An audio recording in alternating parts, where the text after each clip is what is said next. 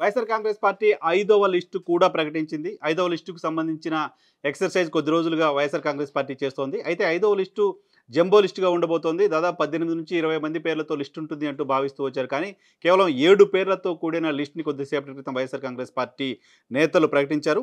ఈ లిస్ట్ ఒకసారి మీ దృష్టికి తీసుకొస్తున్నాను. అరకు వ్యాలీ ఎస్టీ అసెంబ్లీ నియోజకవర్గానికి సంబంధించి మత్స్యలింగానికి అక్కడ అవకాశం కల్పిస్తున్నట్టుగా వైఎస్ఆర్ కాంగ్రెస్ పార్టీ ప్రకటించింది. అలాగే కాకినాడ ఎంపీ స్థానానికి సంబంధించి చలమలశెట్టి సునీల్కు అవకాశం కల్పిస్తున్నారు. ఆయన అక్కడ వైఎస్ఆర్ కాంగ్రెస్ పార్టీ ఇన్ఛార్జిగా ఉండబోతున్నారు. ఇక మచిలీపట్నం ఎంపీ స్థానానికి సంబంధించి మచిలీపట్నం ఎంపీగా ఉన్న బాలశౌరి కొద్ది రోజుల క్రితం వైఎస్ఆర్ కాంగ్రెస్ పార్టీకి రాజీనామా చేశారు. ఆయన జనసేన పార్టీలో చేరబోతున్నారు. సో ఆయన స్థానంలో అక్కడ సిట్టింగ్ ఎంపీగా ఉన్న బాలశౌరి పార్టీ మారిన నేపథ్యంలో అక్కడ ప్రస్తుతం అవనిగడ్డ ఎమ్మెల్యేగా ఉన్న సింహాద్రి రమేష్ బాబుకు అక్కడ పార్లమెంట్ ఇన్ఛార్జిగా బాధ్యతలు ఇచ్చారు. సో ఆయన పార్లమెంట్కి అక్కడ పోటీ చేసే అవకాశం కనిపిస్తోంది.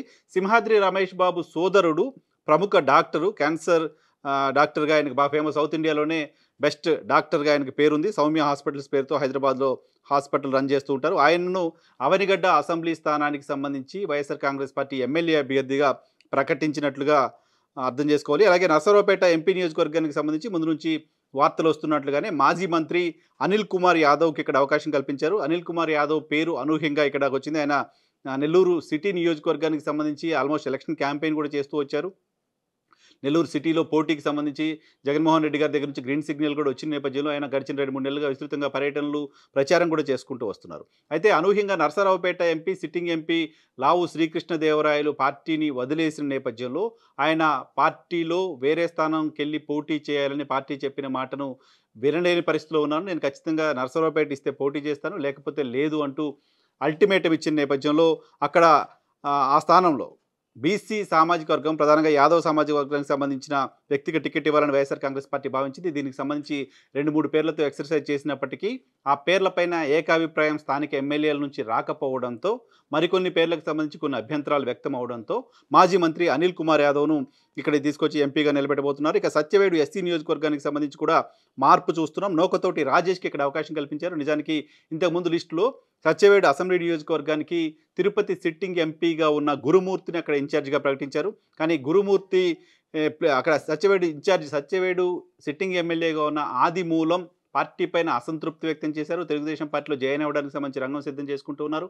నిజానికి ఆదిమూలంని తిరుపతి ఎంపీ అభ్యర్థిగా పంపిస్తూ తిరుపతి ఎంపీగా ఉన్న గురుమూర్తిని సత్యవేడు ఎమ్మెల్యే అభ్యర్థిగా వైసీపీ ప్రకటించింది. కానీ ఆదిమూలం ఎంపీగా పోటీ చేయడానికి ఆసక్తి చూపకపోవడంతో పార్టీ నాయకత్వం పైన తిరుగుబాటు జెండా ఎగురవేయడంతో సో ఆయన స్థానంలో గురుమూర్తిని మళ్ళీ తీసుకొచ్చి మళ్ళీ తిరుపతి ఎంపీగా నిలబెట్టబోతున్నారు. నిజానికి తిరుపతి ఎంపీగా గురుమూర్తిని కంటిన్యూ చేయాలి అంటూ చాలామంది పార్టీకి సంబంధించిన నాయకులు, తిరుపతికి సంబంధించిన కొంతమంది కూడా గురుమూర్తి మళ్ళీ ఎంపీగా పోటీ చేయిస్తే బాగుంటుందని పార్టీ అధిష్టానానికి రకరకాల విజ్ఞప్తులు చేసిన నేపథ్యంలో వాటిని వైఎస్ఆర్ కాంగ్రెస్ పార్టీ అధిష్టానం పట్టించుకుంది అనే విషయం అర్థం చేసుకోవచ్చు. సో ఆయనను అక్కడ ఎంపీ అభ్యర్థిగా మళ్ళీ ప్రకటించారు. సో సత్యవేడుకు సంబంధించి కొత్త అభ్యర్థి నొగుతోటి రాజేష్కి అక్కడ అవకాశం కల్పించారు. సో ఇవి ప్రధానమైన చేంజెస్గా చూడాలి. కాకినాడ చలమలశెట్టి సునీల్, మచిలీపట్నం సింహాద్రి రమేష్ బాబు, నర్సరావుపేట అనిల్ కుమార్ యాదవ్, తిరుపతి గురుమూర్తి 4 పార్లమెంట్లు. అరకుకు సంబంధించి ఇంతకుముందు ప్రకటించిన లిస్టులో అరకు ఎంపీగా ఉన్న మాధవికి అరకు ఎమ్మెల్యే స్థానానికి సంబంధించిన ఇన్ఛార్జ్ బాధ్యతలు ఇచ్చారు. కానీ ఇప్పుడు మళ్ళీ ఆమెను తప్పించి అక్కడ అరకు ఎమ్మెల్యేగా మత్స్యలింగంకి అవకాశం కల్పించారు. అవనిగడ్డ సింహాద్రి చంద్రశేఖర్ గారు ఫస్ట్ టైం ఆయన ఎమ్మెల్యేగా పోటీ చేయబోతున్నారు. సత్యవేడుకు సంబంధించి రాజేష్కి అక్కడ అవకాశం కల్పించారు. మొత్తంగా 3 అసెంబ్లీ 4 పార్లమెంట్ నియోజకవర్గాలకు సంబంధించిన లిస్ట్ని ఈరోజు వైఎస్ఆర్ కాంగ్రెస్ పార్టీ ప్రకటించింది. అయితే లిస్టులో చాలామంది వైఎస్ఆర్ కాంగ్రెస్ పార్టీకి సంబంధించిన నాయకులు లిస్టులో తమ పేరు లేని వాళ్ళు అసంతృప్తి వ్యక్తం చేస్తున్న నేపథ్యంలో ఇమీడియట్గా పార్టీ నాయకత్వం పైన విమర్శలు చేస్తూ వస్తున్న నేపథ్యంలో వాళ్ళు తెలుగుదేశం పార్టీలో చేరడానికి సంబంధించి తెలుగుదేశం పార్టీ జనసేన నేతలను కలిసే ప్రయత్నం చేస్తూ ఉన్న నేపథ్యంలో ఈ లిస్ట్ ద్వారా ఒక మెసేజ్ వైఎస్ఆర్ కాంగ్రెస్ పార్టీ పంపించిన లిస్టుల్లో అవసరమైతే సర్వేల ఆధారంగా మళ్ళీ మార్పులు చేర్పులు కూడా ఉంటాయి అనే ఒక మెసేజ్ని పంపించినట్లుగా అర్థం చేసుకోవాల్సిన అవసరం ఉంటుంది. దానిలో భాగంగానే అరకుకు సంబంధించిన చేంజ్ కావచ్చు, తిరుపతికి సంబంధించిన చేంజ్ కావచ్చు, ఈ 2 చేంజ్లు కూడా దానిలో భాగంగానే చూడాల్సిన అవసరం ఉంటుంది. తిరుపతి ఎంపీని అసెంబ్లీకి కేటాయించి అసెంబ్లీ అభ్యర్థిగా ప్రకటించి మళ్ళీ తీసుకొచ్చి మళ్ళీ తిరుపతి ఎంపీగా పెట్టారు. సో అలాగే అనిల్ కుమార్ యాదవ్కి ఆల్మోస్ట్ నెల్లూరు టికెట్ కన్ఫర్మ్ చేసి ఆయన మళ్ళీ తీసుకొచ్చి నర్సరావుపేట నియోజకవర్గానికి సంబంధించిన అవకాశం కల్పించారు. సత్యవేడు కూడా అక్కడ సిట్టింగ్ ఎమ్మెల్యే తిరుగుబాటు నేపథ్యంలో ఆయనకు మళ్ళీ అక్కడ రాజేష్కి అవకాశం కల్పించారు. నిజానికి సత్యవేడు ఎమ్మెల్యే కనుక తిరుగుబాటు బావుట ఎగరవేసి ఉండకపోతే బహుశా ఆయన మరి అక్కడ కంటిన్యూ చేసి ఉండేవాళ్ళేమో తెలియదు. సో ఈ లిస్టు తర్వాత వైసీపీని వీడి వెళ్ళాలనుకుంటున్న వాళ్ళు ఒకసారి పునరాలోచన చేసే పరిస్థితికి వైఎస్ఆర్ కాంగ్రెస్ పార్టీ ఈ లిస్టు ప్రకటన ద్వారా ఒక మెసేజ్ పంపించినట్లుగా అర్థం చేసుకోవాలి. గతంలో కర్నూలు జిల్లా ఎమ్మిగనూరు నియోజకవర్గానికి సంబంధించిన అంశంలో కూడా అక్కడ వెంకటేష్‌ని అభ్యర్థిగా ప్రకటించినప్పటికీ ఆ తర్వాత అక్కడ సర్వేలు, స్థానిక నాయకత్వానికి సంబంధించిన అభిప్రాయాలు తీసుకున్న తర్వాత మళ్ళీ అక్కడ బుట్ట రేణుకకు అవకాశం కల్పించినట్లుగా వార్తలొచ్చాయి. ఈ నేపథ్యంలోనే లిస్టు పర్మనెంట్ కాదు. లిస్ట్ తర్వాత కూడా పార్టీకి సంబంధించిన విజయావకాశాలను బేరీజ్ వేసుకొని సర్వేల ఆధారంగా అవసరమైతే మార్చాల్సి వస్తే అభ్యర్థుల్ని మారుస్తాము అనే ఒక మెసేజ్ని ఈ లిస్ట్ ద్వారా వైఎస్ఆర్ కాంగ్రెస్ పార్టీ ఇచ్చినట్లుగా అర్థం చేసుకోవాలి. సవరణలతో కూడిన లిస్టుగా దీన్ని చూడాల్సిన అవసరం ఉంటుంది. ప్రధానంగా గుంటూరు, కృష్ణా జిల్లాలపైన ఎక్కువ ఫోకస్ చేసి సోషల్ ఇంజనీరింగ్ చేసి లిస్టు ప్రకటించినట్టుగా అర్థం చేసుకోవాల్సిన అవసరం ఉంటుంది.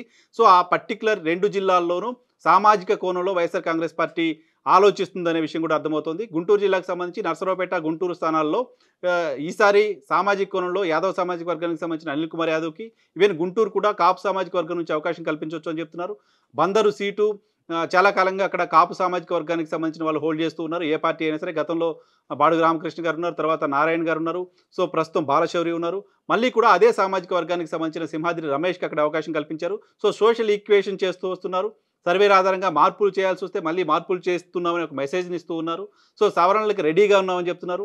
పార్టీలో టికెట్టో ఇన్ఛార్జ్ పదవో రాని వాళ్ళు ఇమీడియట్గా అసంతృప్తితో బయటికి చూస్తే తర్వాత మళ్ళీ పార్టీలోకి రాలేరు, కాబట్టి తొందర పడకండి అనే ఒక మెసేజ్ని లిస్ట్ ద్వారా వైఎస్ఆర్ కాంగ్రెస్ పార్టీ పంపించినట్లుగా అర్థం చేసుకోవాల్సిన అవసరం ఉంటుంది. So YSR Congress party list నేపథ్యంలో మొదటి 1, 2, 3, 4 లిస్టుల్లో కొంత అసంతృప్తులు అక్కడెక్కడ వ్యతిరేకతలు వ్యక్తమైన ఈ లిస్టులో మాత్రం అటువంటివి ఏమీ వ్యక్తం అయ్యే పరిస్థితి ఏమాత్రం కనపడట్లేదు. లిస్టుకు సంబంధించి ఎవరికి అభ్యంతరాలు ఉండే పరిస్థితి లేదు, ఎవరు అభ్యంతరం వ్యక్తం చేసే పరిస్థితి కూడా కనపడట్లేదు.